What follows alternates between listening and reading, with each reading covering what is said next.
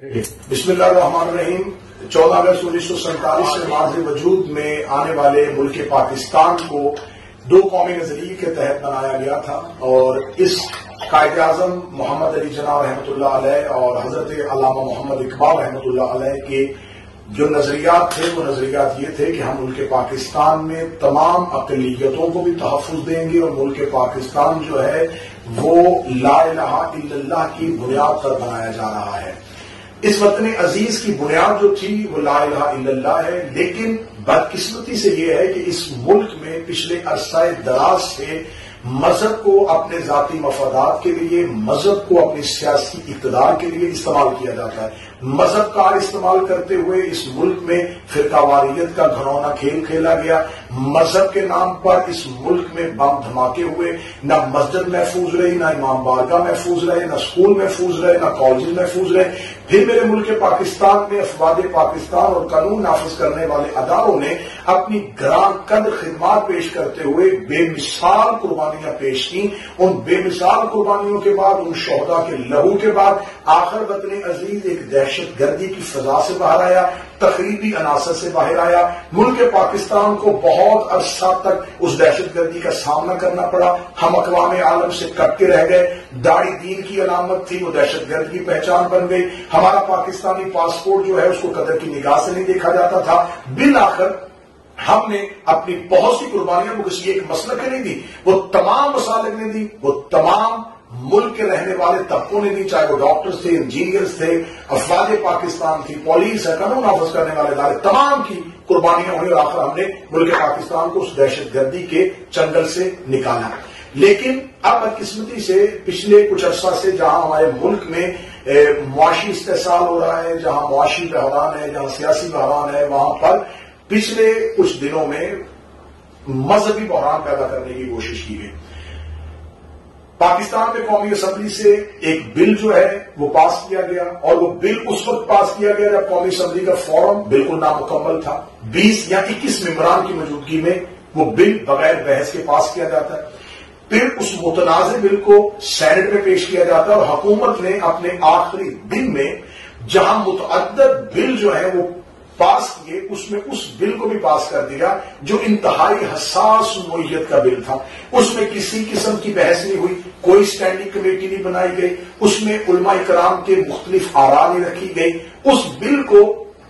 پاس کر دیا گیا، اور پاس کرنے کے فوراً بعد اس کا ایک رد عمل آیا، اور ملک کے مذہبی سنجیدہ طبقوں کی طرف سے پریشان کن صورتحال پیدا ہو گئی کہ اس بل کے ذریعے پھر وہی دہشت گردی، پھر وہی تخریبی عناصر جو مدت سے میرے ملک کو مذہبی فرقہ واریت میں پھینک رہے تھے، دوبارہ وہ اپنی کوشش میں کامیاب ہو جائیں گے۔ لہذا سر جوڑے گئے، اور ملک کے تمام مسالک سے جو دین محمد و اہل بیت محمد علیہ السلام کو، جو دین اسلام اور قرآن کو سمجھتے ہیں، انہوں نے اس بل کی اپنے اپنے انداز میں مخالفت کی۔ وہ قانون توہین کا موجود ہے، لیکن اس میں اضافہ کیا گیا۔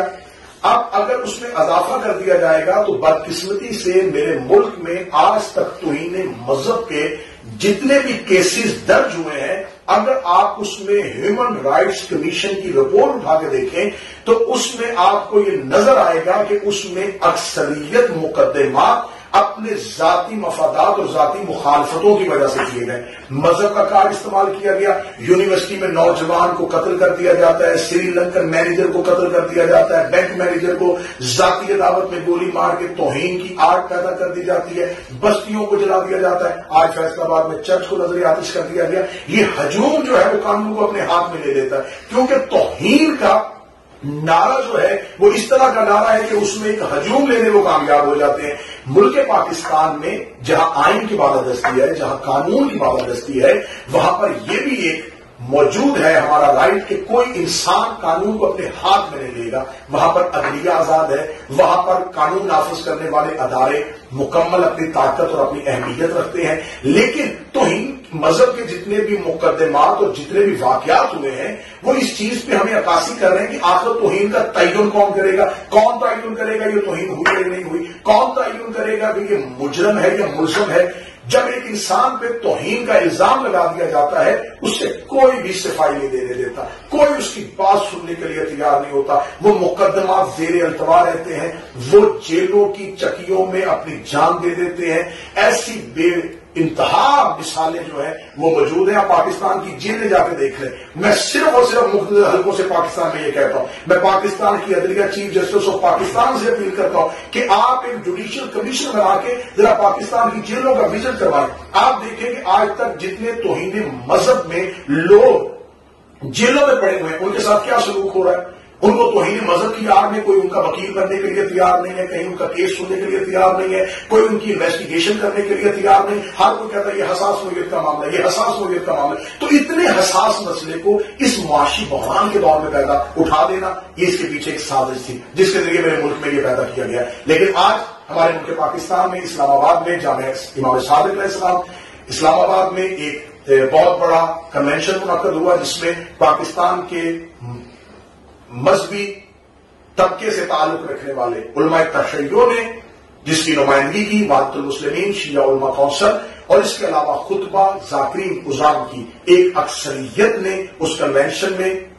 اپنا حصہ ڈالا، اپنی شرکت کی اور مشترکہ طور پہ ایک اعلامیہ وہاں سے جاری ہوا۔ میں اس وقت موجود ہوں یونان میں انجمن گلزار زینب صلوات اللہ علیہ امام بارگاہ جو ہے ادا خانہ، اس کے زیر اہتمام 6 روزہ مجالس 3 روزہ مجالس ہے۔ میرے ساتھ تشریف فرمائے جناب آشیش شاہ صاحب جو یونان میں اسی اللہ خانہ گلزار زینب سلام اللہ علیہ کے ساتھ جڑے ہوئے ہیں۔ ہم نے آج اس امام بارگاہ میں متفقہ طور پہ یونان میں بسنے والے تمام مسلمانوں کی طرف سے ایک قرارداد منظور کی ہے کہ ہم اس بل کی بھرپور مخالفت کرتے ہیں، اور جو آج 16 اگست کو جامعہ صادق میں جو علماء اور ذاکرین کنونشن میں جو فیصلہ ہوا ہے ہم اس اعلامیے کی بھرپور تائید کرتے ہیں۔